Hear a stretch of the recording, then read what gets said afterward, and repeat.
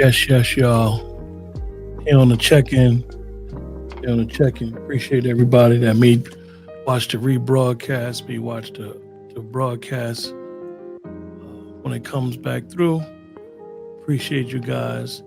Um, by myself tonight. It's gonna be a solo dolo, man. Just appreciate you guys. We're about to get started, get this festivity started, and we're gonna talk about Raising Kanan, episode 7, season 4, man. We're gonna really get into this and really have a conversation in reference to it. Like I said, I'm by myself tonight. So before we even get into it, just want to give you guys a thumbs up for tuning in. Appreciate you guys. And we're gonna begin the program shortly. Uh, really just have a conversation around episode 7. Like I said, episode 7 was a very interesting episode. And without further ado, you guys, we just gonna get right to our show.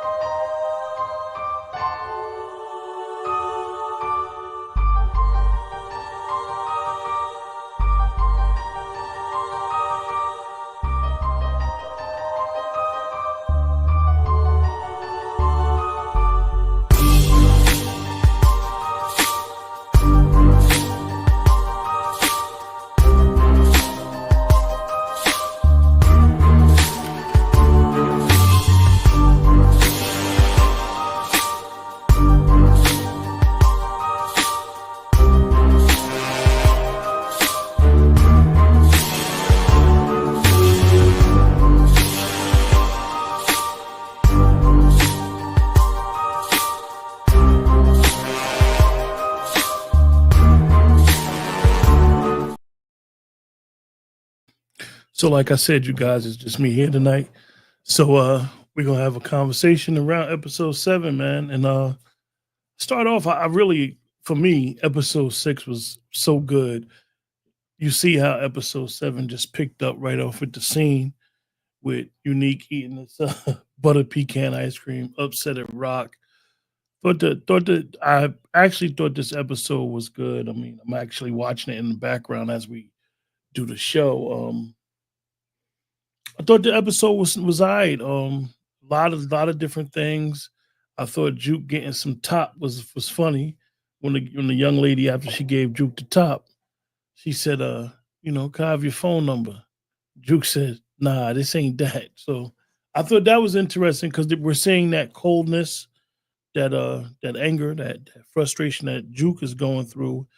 And when I talked to Dwayne about it, really, when you think about it, Juke got her first kill, and when Juke got her first kill, that's when we saw a different side of her. We saw a different side of her character, and I really appreciate it. I really appreciate her and Marvin and the dynamic. Marvin don't want that life for her. Juke thinks she is part of that life.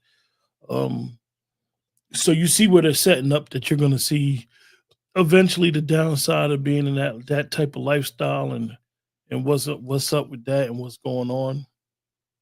You kind of knew that Rock was going to assist her mother in killing herself. You seen that set up. That was set up perfectly for it to happen.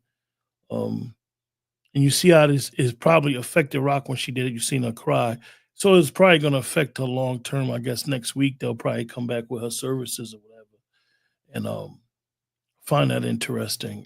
And it's funny that Rock, when they were in the room, Rock, Lulu, and Marvin, when they were talking, and they were talking about childhood memories, it made Rock kind of reminisce.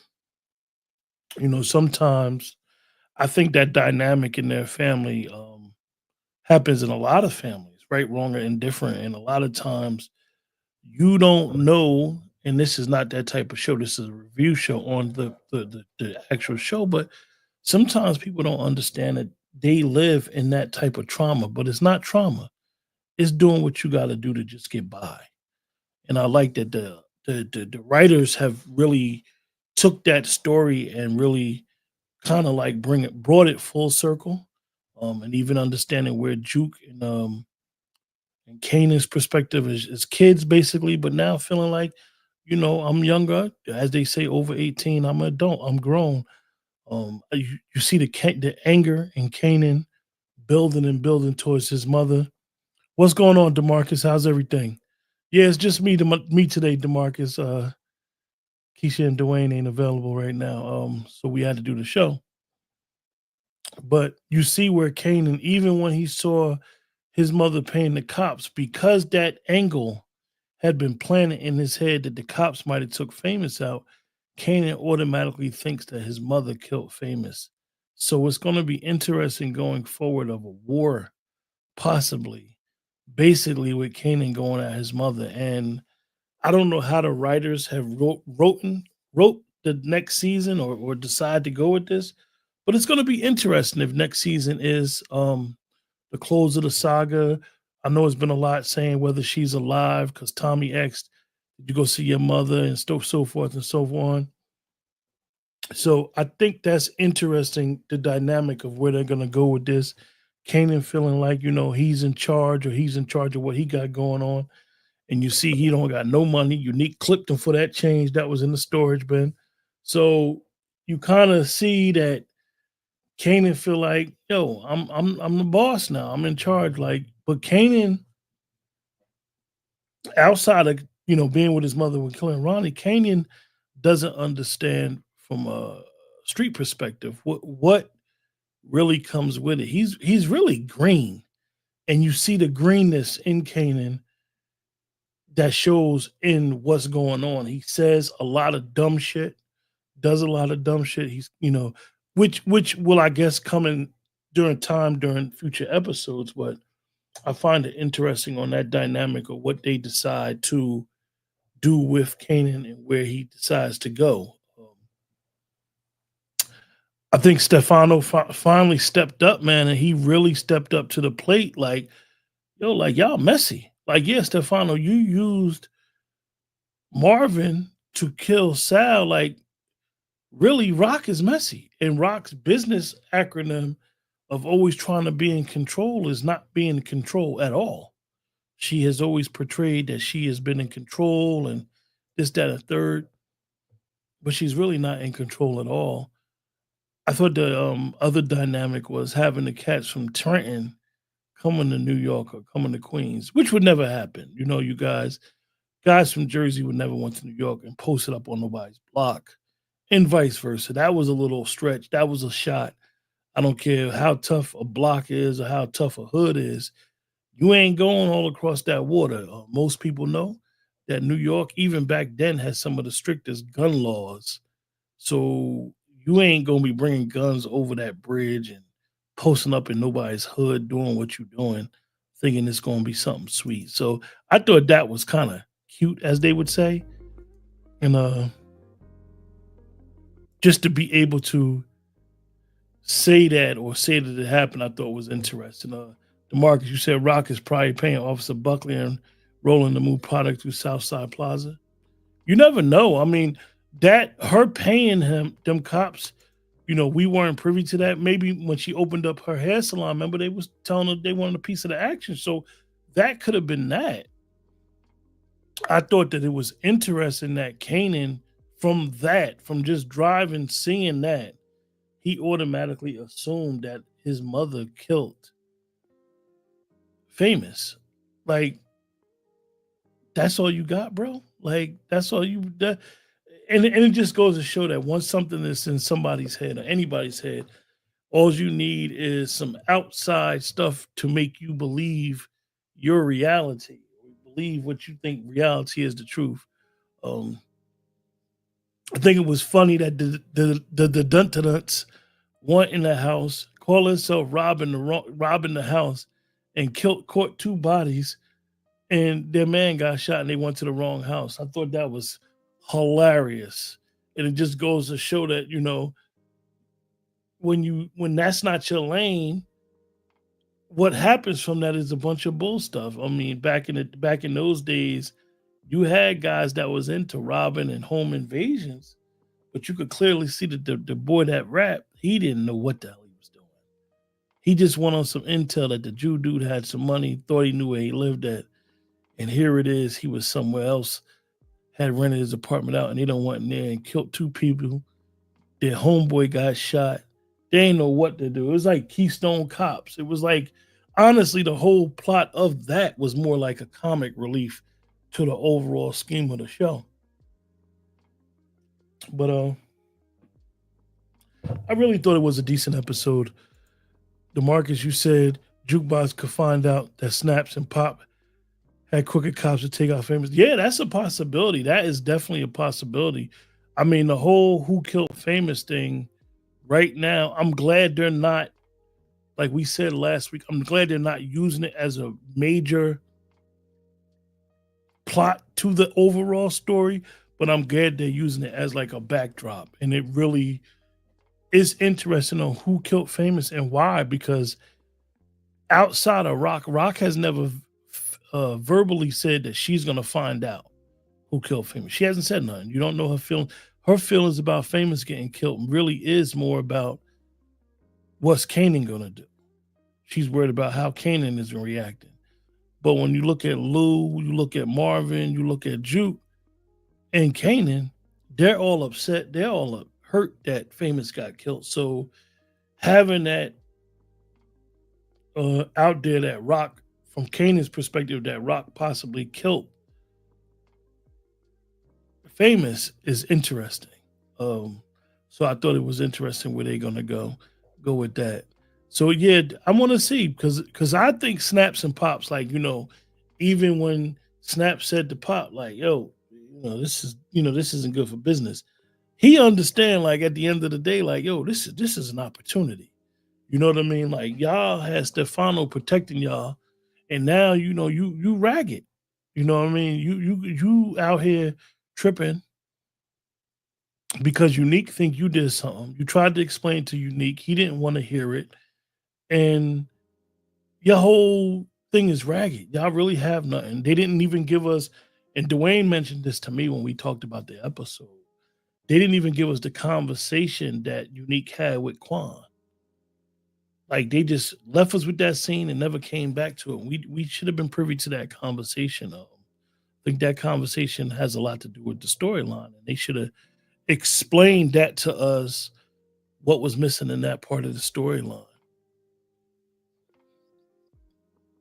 B-Rilla was actually right, because he expected that no one was home. Yeah, he expected that no one's home, but they didn't do no type of recon. They didn't do no type of recon, DeMarcus. It was raggedy as hell. That wasn't his lane. That's not his lane.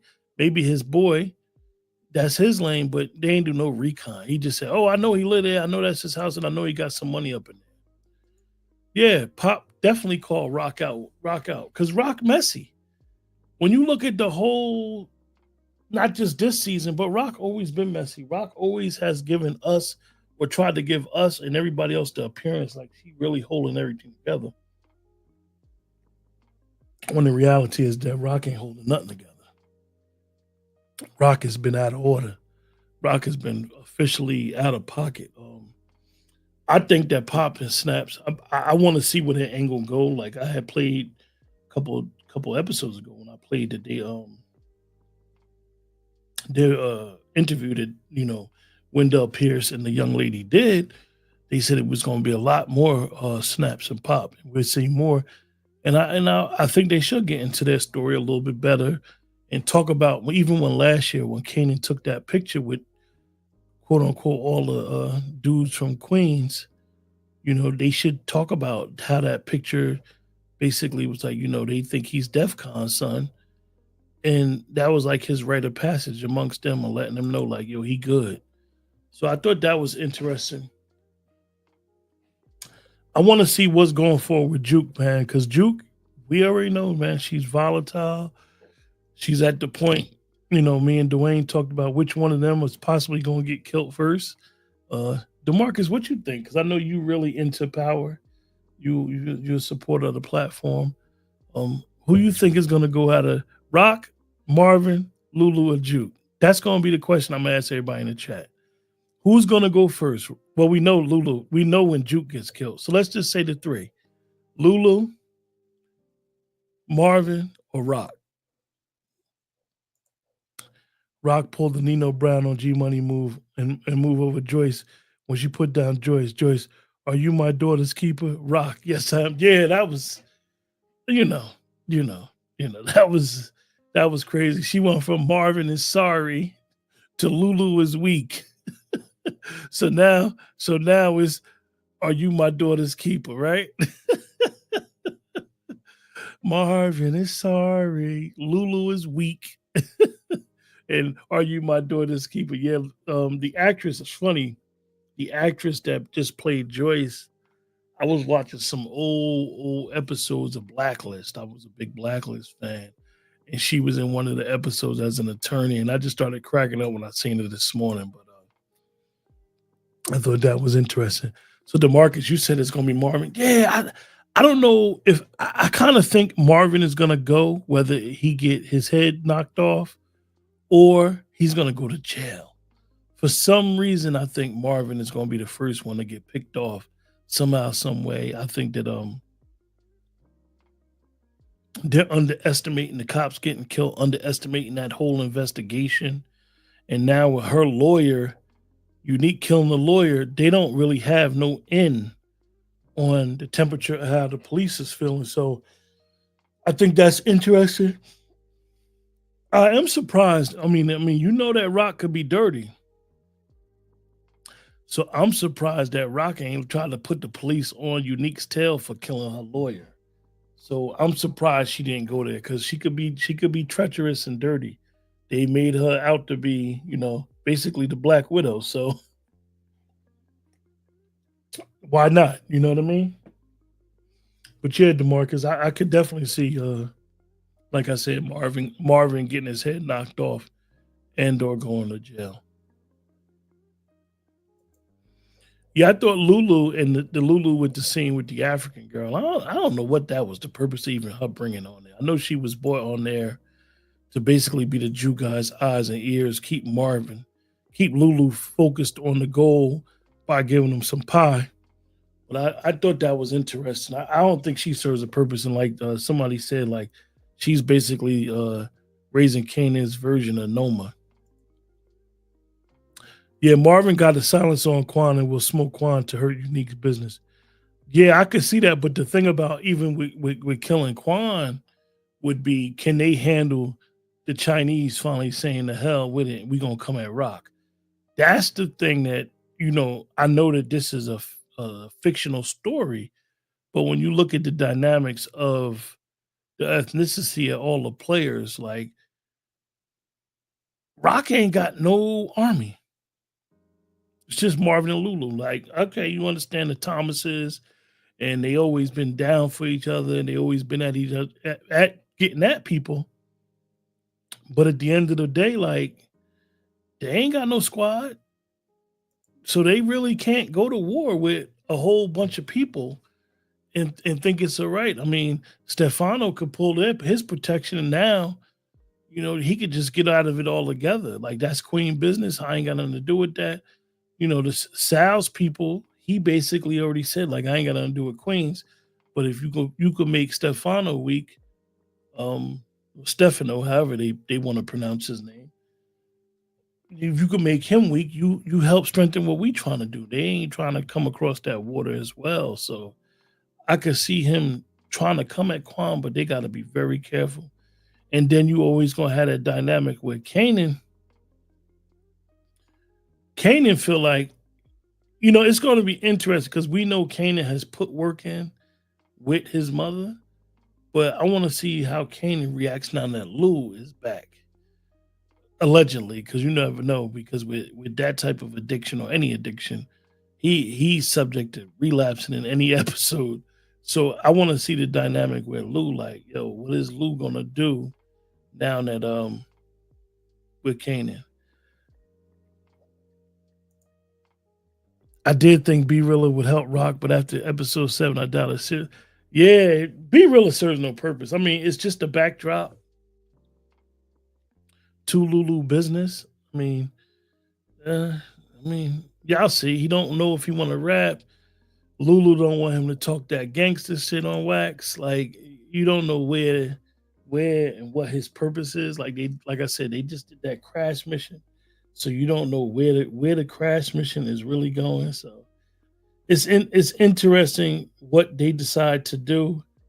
Um, you know, so I don't know. I don't know what's gonna happen there with that, and you know what they decide to do with that whole little scene or whatever. But like I said, man, it's just me here tonight. I'm not gonna bore you guys or keep you guys too long. For those that don't know, never joined in our chat. What we do every show is that we rate and we wait till episode 10 to rate the whole season. But we rate the show 1 through 10, 10 being the highest, 1 being the lowest. DeMarcus, you know, you always jump out the window first, DeMarcus. You gave it an 8 from the door. Um, Dwayne had told me prior. Keisha didn't give me hers, but Dwayne had told me prior he was a 6. He was a little disappointed. Last week Dwayne had gave it an 8, 8.5, I think. But this week Dwayne had gave it a 6.5. I'm gonna give it a solid 7.5. I thought it was okay. I mean, it was a continuation of last week's episode, and it was right off the bat. Like some of these episodes, you can't skip storylines. So the last couple episodes I thought been really good. I actually think 5, 6, 7 have been on point. The first 4 episodes I wasn't too pleased, but 5, 6, 7 have been decent episodes. Um, I thought this episode was really good. Pretty decent episode. Pretty good way that they did it off and continued the story. Looking forward to episode 8. We're gonna be 8, 9, 10, 3 more weeks, and then for us on the channel, we're gonna go right into the Shy. We'll probably do a movie or two. I heard some good things about Sinners. I'll probably watch Sinners this week, and if I watch Sinners this week, I'm gonna try to come on no later than Saturday. No later. No, I'm not gonna be able to do Saturday, but I might try to get Sinners in no later than Thursday, and probably Monday. Man, I might do a review on Sinners. Check that out, and hopefully one of them will join me. But next Sunday we'll do episode 8. Yeah, DeMarcus, you said it was 10. No, it wasn't a 10. It was not a 10. It wasn't a 10.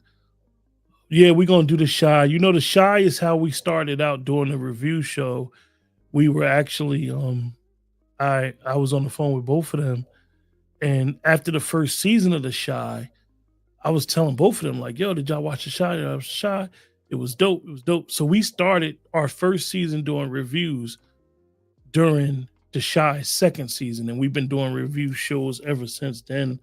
On this end, the Power Universe, we had picked up wherever the Power Universe was at. So, we really been trying to do this thing and really have a good stuff on the channel, because on the channel, we do a bunch of different stuff on the channel, but we do dedicate some time on review shows. Now, we didn't do BMF.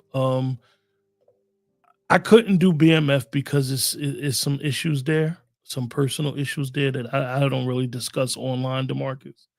With BMF, I know people that was very, very, very close to that whole situation. So I decided not to do it because it's a lot of stuff that is not being talked about during the BMF series. A lot of true stuff, a lot of false stuff. I mean, it's made for TV. I don't know. I guess BMF is going to end now because of the situation with Meech and 50. Yeah, I had noticed that Felicia Rashad and Raquel Karachi Tran will be in this season's Shy. So the Shy is bringing other people back. One thing I was telling Nicole, and she's always supporting the review channel. Me and Nicole are personal friends.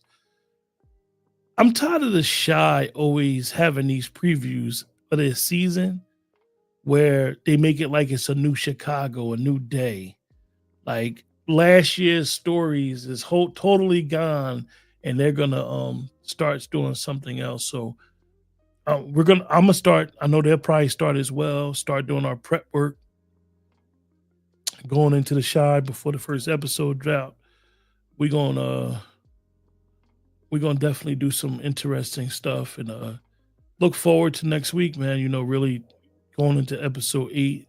We got some good things. DeMarcus, I know you had told us before to do the review with the that piece that was on Peacock. I had Peacock. I still got Peacock. I just haven't had the opportunity to do the review on it. I haven't watched it. I watched like 2 or 3 episodes, but I'm gonna really get to doing a bunch of different shows. I know I watch Mobland. I don't know if everybody watch Mobland. I watch Suits LA.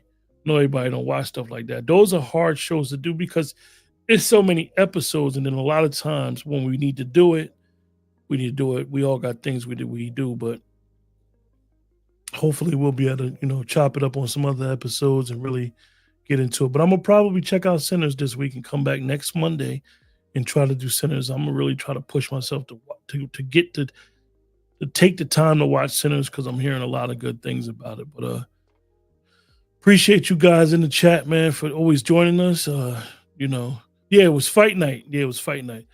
DeMarcus, they watch Bel Air. I never saw Bel Air. Dwayne and Keisha watch Bel Air. I never watched. I saw 2 or 3 episodes of Fight Night. It didn't grab me like that. It didn't hold me long enough to really get into it. But hopefully I'll try to get into it so we could chop it up and do a review on it and really get into it. But like I said, I'm gonna focus this week on getting Sinners in, and then we'll try to do a review on that probably Monday. And then next Sunday we'll do episode 8, Raising Kanan season 4. But until then, you guys, appreciate y'all in the chat. Make sure you guys like, share, subscribe. The best way to support our channel is to like, share, subscribe. Until then, take care.